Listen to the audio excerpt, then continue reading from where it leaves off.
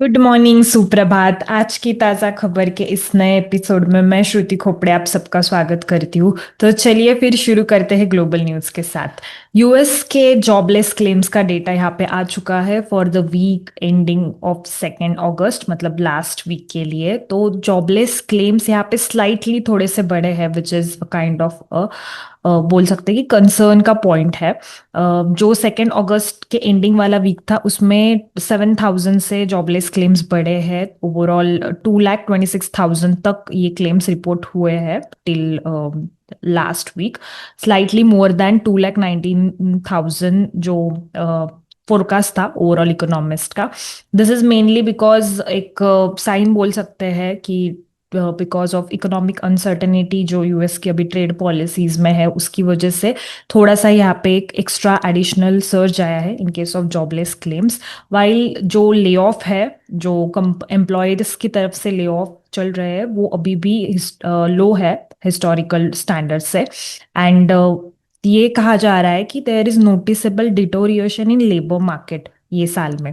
Plus last week ही government ने ये भी रिपोर्ट किया था, यूएस एम्प्लॉयर्स ने ओवरऑल 73,000 जॉब्स एडिशन किया है in case of month of July, which is lesser as compare to overall June and May में 2,58,000 का जो जॉब एडिशन किया था। तो एक्सपेक्टेड था कि ओवरऑल 1,15,000 के आसपास नंबर का जॉब एडिशन होगा, बट वो नंबर भी बीट नहीं हो पाया, उससे कम 73,000 ही एडिशंस किए थे। तो ये ओवरऑल एक थोड़ा सा अगेन अनएम्प्लॉयमेंट पे यूएस की जो चल रही है क्राइसिस, उस पर एक कंसर्न जनरेट कर रहा है। दो आगे जाके नंबर्स बेटर भी हो सकते हैं, क्योंकि कंसिडरिंग अभी ये जो टैरिफ्स का भी सिचुएशन है, थर्सडे से कुछ कंट्रीज के लिए 1 अगस्त से टैरिफ्स लगना स्टार्ट हुआ है।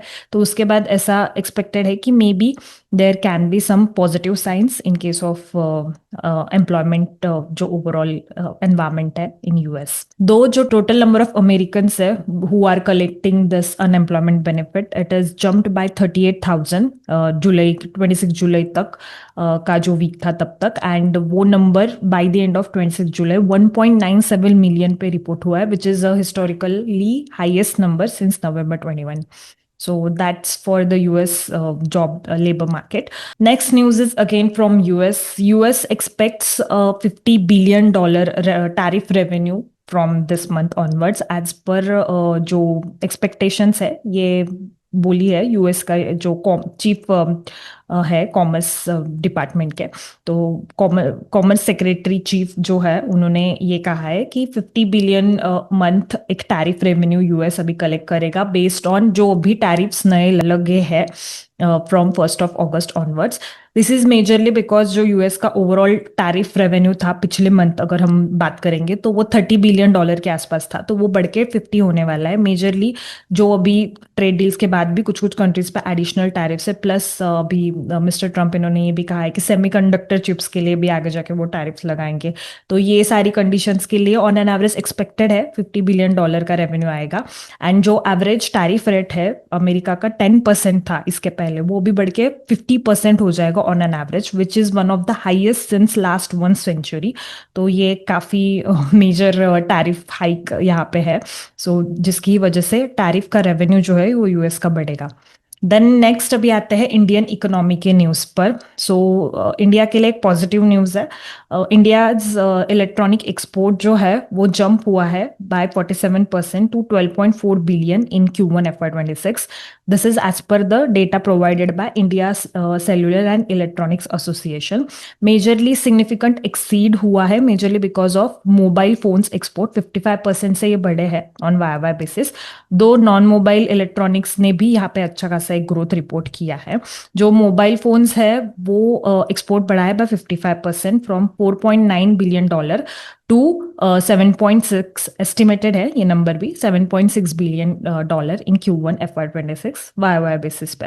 एंड नॉन मोबाइल अगर सेगमेंट देखेंगे जिसमें solar module, switching and routing apparatus, charger, adapter, parts and other components, ये सब छोटे छोटे कंपोनेंट्स आते हैं, तो वो भी 37% से बढ़ा है on Y Y basis from $3.53 billion to $4.8 billion. तो एक रोबस्ट इंक्रीज यहाँ पे आया है। अगर हम काफी सारे ईएमएस प्लेयर्स जो है इलेक्ट्रॉनिक इलेक्ट्रॉनिक मैन्युफैक्चरिंग वाली जो भी कंपनीज है उनके भी रिजल्ट्स देखेंगे तो काफ़ी रोबस्ट नंबर्स उन्होंने भी रिपोर्ट किया है। This is majorly because of ये मतलब वही एक रेजिलियंस यहाँ पे दिख रहा है कि इंडिया के एक्सपोर्ट्स भी वो सेक्टर में बढ़े हैं। अगर हम ओवर द पास्ट डिकेड की भी बात करेंगे तो ओवरऑल इंडिया का जो प्रोडक्शन है वो $31 बिलियन का ही था इन FY15, जो भी बढ़ के $133 बिलियन हुआ है इन FY25। तो एक रोबस्ट ग्रोथ ये सेक्टर में आ रही है एंड आगे जाके भी होगी, ऐसे ये एसोसिएशन ने भी यहाँ पे बोला है, प्लस नंबर्स भी वही रिपोर्ट कर रहे हैं। Next news is regarding deficit. So India का जो मर्चेंडाइज इंपोर्ट है, बेसिकली जो इंपोर्ट्स है ओवरऑल जो भी इंपोर्ट करता है India, it is expected to grow twice than export in this financial year. ऐसा एक आरबीआई ने यहाँ पे एक एस्टिमेट सर्वे किया था, उसके अकॉर्डिंग है। सो जो आरबीआई के फोरकास्ट है उसके अकॉर्डिंग जो इंडिया का मर्चेंडाइज इंपोर्ट्स है वो ज्यादा रहेंगे as compare to export. Import projected to grow by 2.5% in FY26, which is double than 1.2% जो ग्रोथ है एक्सपोर्ट की वो है। तो इसकी वजह से डेफिसिट जो है वो ओवरऑल उस पर इम्पैक्ट आएगा and expected current account deficit 0.8% of GDP रहेगा इन FY26, जो आगे जाके 0.9% तक बढ़ सकता है for the next year. Next अभी आता है स्टॉक स्पेसिफिक न्यूज पे। तो again result season is going on, so result पे ही हम मेजरली यहाँ पे कवर करेंगे। मेनली मेन कंपनीज के रिजल्ट्स मैंने कवर किए हैं। So first is result of Titan. Titan ने यहाँ पे रोबस्ट नंबर्स पोस्ट किए हैं फॉर Q1 FY26। 53% से ऑन वाई बेसिस जो प्रॉफिट है कंपनी का वो बढ़ा है 1091 करोड़ एंड 21% से कंसोल लेवल पे जो है वो रेवेन्यू बढ़ा है। इबिट मार्जिन भी यहाँ पे एक उसमें एक्सपेंशन हुआ है। ओवरऑल इबिट जो है वो 45.6% ऑन वाई बेसिस ग्रो हुआ है। मार्जिन 9.7% से 11.7% यहाँ पे ग्रो हुआ है, तो ऑलमोस्ट 2% या फिर 199 बिप्स का बेसिस पॉइंट्स का इंप्रूवमेंट है।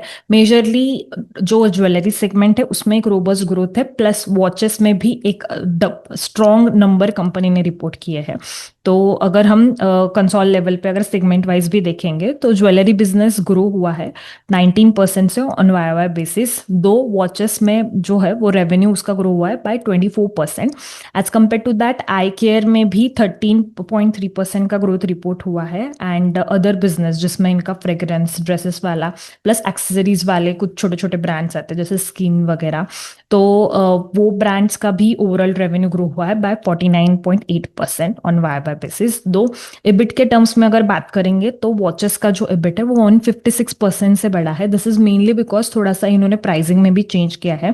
हेलियोस का जो इनका सेगमेंट है उसमें प्रीमियमाइजेशन लाया है and because of that only यहाँ पर मार्जिन बहुत इंप्रूवमेंट है मार्जिन्स में इन case of watches segment. Jewellery segment में भी 27.8% से इबिट बढ़ा है। आई केयर 5.3% बढ़ा है एंड अदर बिजनेस में यहाँ पे जो लॉसेस थे वो भी प्रॉफिटेबल है। 61 करोड़ का प्रॉफिट कंपनी ने यहाँ पे इबिट लेवल पे रिपोर्ट किया है। ओवरऑल 45.6% से इबिट जो है वो बढ़ा है। तो इनके जो वॉचेस सेगमेंट के बारे में अगर हम डिटेल में यहाँ पे बात करेंगे, एनालॉग जो वॉचेस है उसमें यहाँ पे एक रोबस्ट 28% की ग्रोथ कंपनी ने रिपोर्ट की है। मेजरली एक तो वॉल्यूम्स भी बढ़े हैं प्लस प्राइसिंग का, जैसे मैंने कहा प्राइसिंग में थोड़े से इन्होंने चेंजेस किए हैं तो उसका भी इम्पैक्ट दिख रहा है। स्मार्ट वॉच सेगमेंट में भी एक ऑप्टिमाइजेशन इन्होंने लाया है प्रॉफिटेबिलिटी का, जिसमें इनके की ब्रांड्स है टाइटन, सोनाटा और फास्ट ट्रैक।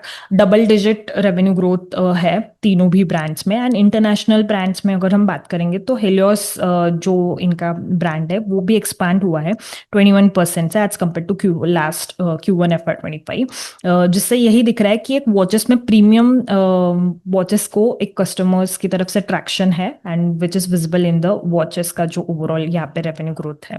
दो जो बाकी सेगमेंट्स है जैसे आई केयर में भी लास्ट 3 क्वार्टर्स से कंपनी डबल डिजिट ग्रोथ ला रही है प्लस, तो ये जो मोमेंटम है वो आगे जाके कंटिन्यू रहेगा। ऐसी ही कमेंट्री इनके जो सीईओ इनके जो एमडी है कंपनी के उन्होंने दी है। प्लस जो इमर्जिंग ब्रांड्स भी है जैसे मैंने कहा स्किन, तनायरा वगैरह, तो इनमें भी एक सब्सटेंशियल प्रोग्रेस है क्योंकि उधर भी प्रॉफिट कंपनी ने रिपोर्ट किया है। इंटरनेशनल बिजनेस भी स्ट्रॉन्ग लीवर पे आगे जाके ग्रो होगा, ऐसा भी एमडी ने कमेंट्री दिया है। क्योंकि रिसेंट में जुलाई में ही एक टाइटन ने एक्विजिशन किया था दमास एलएलसी का, जो यूएई बेस्ड है। एक्विजिशन मेनली था 61% का, इन्होंने स्टेक एक्वायर किया था फॉर $283 मिलियन। तो उनका मेन अभी टारगेट यही है कि गल्फ कंट्रीज में भी ज्वेलरी का बिजनेस से एक्सपांड करेंगे, बिकॉज ऑलरेडी 130+ स्टोर्स है दमस के इन केस ऑफ गल्फ, तो वहां से वो ज्वेलरी पोर्टफोलियो बढ़ा सकते हैं। तो good numbers, good result, but yes valuations भी काफी हाई है कंपनी के, तो will need to see how the stock will react. Next is news of result of Kalyan Jewellers. तो अगेन कल्याण ज्वेलर्स ने भी काफी रोबस्ट नंबर्स यहाँ पे पोस्ट किए हैं। 31% से ओवरऑल रेवेन्यू ग्रो हुआ है, पैड भी 49% से ग्रो हुआ है on Y Y basis. Mainly जो इनका अगर कंसोल बेसिस पे बात करूँ तो इबिडा भी 38% से ग्रो हुआ है। दोनों India plus international business robust level पे ग्रोथ हुए हैं। जो एग्जीक्यूटिव डायरेक्टर है मिस्टर रमेश, उन्होंने भी यही कमेंट्री दी है कि डिस्पाइट जो गोल्ड प्राइजेस में वोलेटिलिटी थी, उसके वजह से एक हायर बेस भी था, बट उसके बाद भी बिकॉज ऑफ स्टडेड रेशो की जो ओवरऑल ग्रोथ हुई है, उसकी वजह से ज्वेलरी सेगमेंट जो है इनका, उसमें काफी रोबस्ट नंबर्स कंपनी ने यहाँ पे रिपोर्ट किए हैं। प्लस अगले क्वार्टर में तो अभी फेस्टिव सीजन भी आएगा, तो उसकी वजह से और आगे जाके सीजनली अच्छे क्वार्टर्स आएंगे। एंड अगर मैं इंडिया बिजनेस की बात करूँ, जो ओवरऑल ट्रिपल एस जी है, साउथ इंडिया में 20% था एंड नॉन साउथ में 16% था। नॉन साउथ 51% रेवेन्यू उसने कंट्रीब्यूट किया है to overall revenue of India business, and 30.3% से यहाँ पे शेयर है जो स्टडेड का, वो रहा है as compare to 30.4% on Y basis. तो स्टडेड का भी यहाँ पे अच्छा खासा एक शेयर है, एंड इट्स ग्रोइंग।